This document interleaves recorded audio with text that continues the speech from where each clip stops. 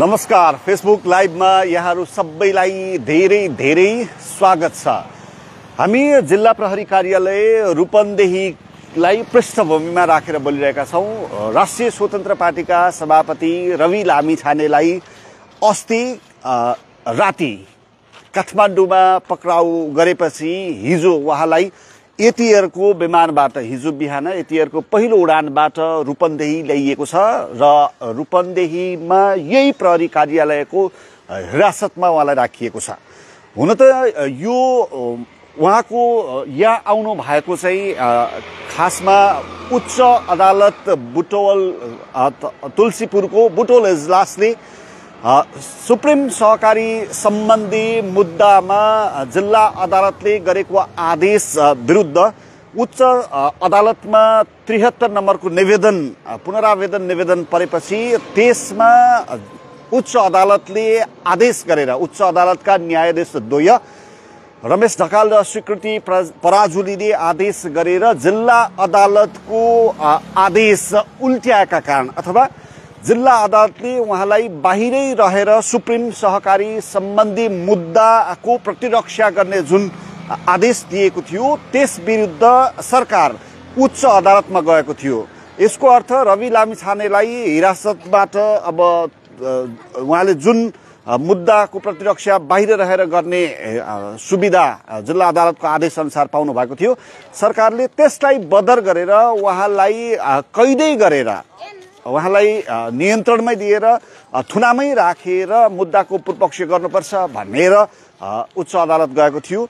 रवि लामिछाने चाहिँ सरकार उच्च अदालत गइसकेपछि धरौटीमा छोड्ने अथवा 1 करोड धरौटी राखेर थुनामुक्त गर्ने जिल्ला अदालतको आदेश चाहिँ खारेज गरी आफूलाई साधारण तारिखमा रिहा गरी मुद्दाको प्रतिरक्षा गर्न पाऊँ भनेर जानुभएको थियो। त्यसैगरी यही सुप्रिम सहकारीकै मुद्दामा पूर्व डीआईजी छविलाल जोशीलाई चाहिँ कैदमा राखेर मुद्दा प्रतिरक्षा गर्ने जुन आदेश जिल्ला अदालतले भएको थियो उहाँहरू पनि उच्च अदालत जानुभएको थियो। तीनै पक्ष अथवा रवि लामिछाने त्यसपछि छविलाल जोशी र सरकार तीनै पक्ष जिल्ला अदालतको आदेश विरुद्ध उच्च अदालत गएका थिए र उच्च अदालतले अस्ति शुक्रबार बिहीबार र शुक्रबार 2 दिन बहसपछि एउटा आदेश गर्यो कि जिल्ला अदालतले गरेको आदेश चाहिँ रवि लामिछानेको हकमा उल्टाएर उहाँलाई थुनामै पठाउने आदेश गर्यो। छविलाल जोशीको जिल्ला अदालतले जे आदेश गरेको थियो त्यसलाई सदर गर्यो। त्यसपछि रवि लामिछानेलाई पक्राउ गरियो। पक्राउ सञ्चार माध्यममा सामाजिक सञ्जालमा धेरै कुराहरू प्रश्न भइसकेको छ कि पक्राउ यति हतारपूर्वक गरियो कि जिल्ला अदालतमा उच्च अदालतको आदेश पनि पुग्न नपाई त्यो प्रक्रिया नै अवलम्बन नगरी रवि लामी यहाँ करिब 7:30 बजेतिर उच्च अदालतको आदेश सार्वजनिक भएको थियो। त्यसको 1 घण्टा करिब 1 घण्टा नबित्दै प्रहरी चाहिँ रवि लामिछानेको काठमाडौँको हात्तीगौडा स्थित निवासमा घेरा हाल्न पुगिसकेको थियो। यसको अर्थ के हुन्छ भने यसको अर्थ जसरी पनि रवि लामिछानेलाई छिटोभन्दा छिटो नियन्त्रणमा लिने सरकारको एउटा उद्देश्य अस्तिको घटना पनि देखियो।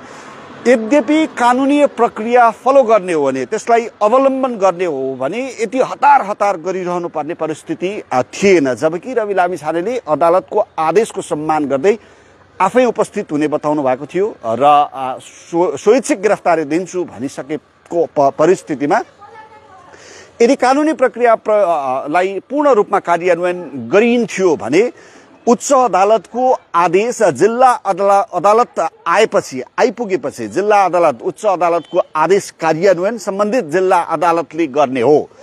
त्यो आदेश जिल्ला अदालत आइसकेपछि जिल्ला अदालतले प्रहरीलाई उच्च अदालतको यो आदेश अनुसार चाहिँ निजलाई चाहिँ नियन्त्रणमा लिएर अदालतमा पेश गर्नु भन्ने प्रक्रिया पूरा गरेपछि मात्रै सम्बन्धित व्यक्ति जो विरुद्ध उच्च अदालतले आदेश गरेको छ उसलाई नियन्त्रणमा लिएर जिल्ला अदालत मार्फत उच्च अदालतको आदेश कार्यान्वयन गरिनुपर्ने हो। प्रक्रिया त्यही हो। सामान्यतया यस्तै प्रक्रियाहरू नै फलो गरिन्छ भनेको अवलम्बन गरिन्छ। तर रवि लामिछानेको हकमा आदेश आएको करिब 1 घण्टा पछि नै उहाँलाई नियन्त्रणमा लियो अझ नियन्त्रणमा लिने प्रयोजनमा का दृष्टिकोणले सम्बद्ध दृश्यहरू सञ्चार माध्यममा सामाजिक सञ्जालमा धेरै हेरिएको पनि छ, त्यस विरुद्ध टिप्पणी गरिएको छ, प्रतिक्रिया जनाइएको छ कि रवि लामिछानेलाई गिरफ्तार गर्न गएका प्रहरीहरूको व्यवहार चाहिँ यस्तो निकृष्ट खालको थियो कि त्यस विरुद्ध स्वयं रवि लामिछानेले पनि प्रतिकार गर्नुभएको थियो। अर्को सन्दर्भ रवि लामिछानेलाई पक्राउ गर्ने, नियन्त्रणमा लिनुपर्ने सन्दर्भलाई प्रहरीहरूले विभिन्न प्रहरी कार्यालयको नै विच्छे आधारहरू खुलाइएको छ। उहाँलाई सबैभन्दा पहिला पक्राउ पूर्जी काठमाडौँमा उहाँको घरमा गइसकेपछि पक्राउ पूर्जी लेखिएको थियो। त्यसमा चाहिँ जरुरी पक्राउ पूर्जी भनिएको छ। त्यसमा चाहिँ उच्च अदालत तुलसीपुरको आदेश कार्यान्वयनका लागि भनिएको छ जरुरी पक्राउ पूर्जी।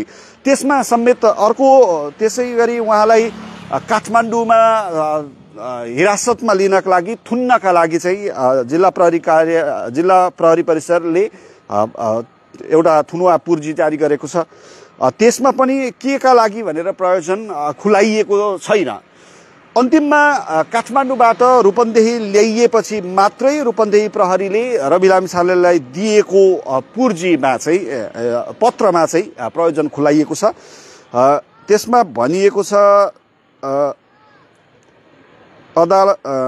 उपरोक्त सम्बन्धमा तपाईलाई उच्च अदालत तुलसीपुर बुटोल इजलास समक्ष पेश गर्नका लागि यस कार्यालयमा आज मिति 2081 12-23 गते जिल्ला प्रहरी कार्यालय काठमाडौँको पत्र साथ उपस्थित गराइएकोमा आज मिति 2081 12-23 गते सार्वजनिक विदा परेकाले अदालतमा उपस्थित गराउन नसकिएकाले अदालत खुल्दाको बखत उपस्थित गराउने गरी आजैका मिति 2081 12-23 गतेदेखि यस कार्यालयको प्रहरी हिरासतमा राख्नुपर्ने भएकाले तपाईलाई हिरासतमा यहाँ ल्याइ पुर्याएपछि मात्रै उहाँलाई किन चाहिँ नियन्त्रणमा लियो भनेर खुलाइएको छ। यसभन्दा अगाडि दिएका दुईवटा पत्रमा चाहिँ उहाँलाई नियन्त्रणमा लिनुपर्ने कारण के हो भनेर खुलाइएको थिएन र सम्भवतः रवि लामिछानेलाई भोलि अदालत हुँदै उहाँलाई चाहिँ कारागार पठाइन्छ।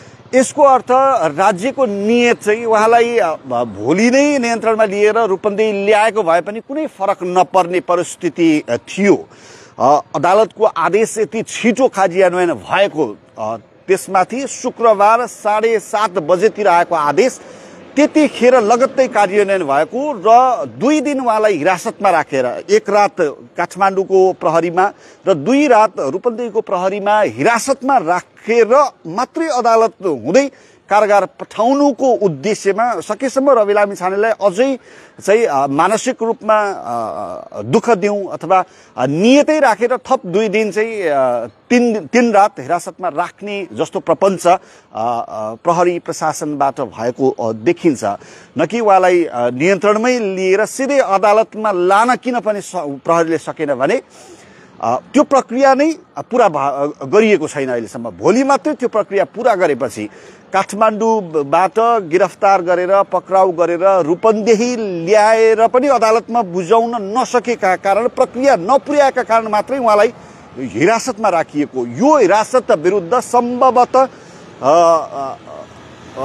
मानवाधिकारवादीहरू, कानुन कर्मीहरूले यसबारे टिप्पणी गर्नुपर्ने जस्तो हामीलाई लाग्छ, किनकि यो गैर कानुनी जस्तो देखिन्छ।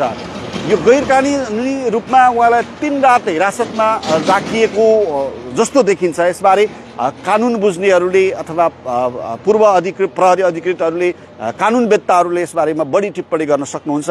हामीले देखेको चाहिँ यो हिरासत राख्ने विधि नै गलत जस्तो देखिरहेका छौँ र त्यसबारे छिटफुट टिप्पणी पनि भइरहेको छ।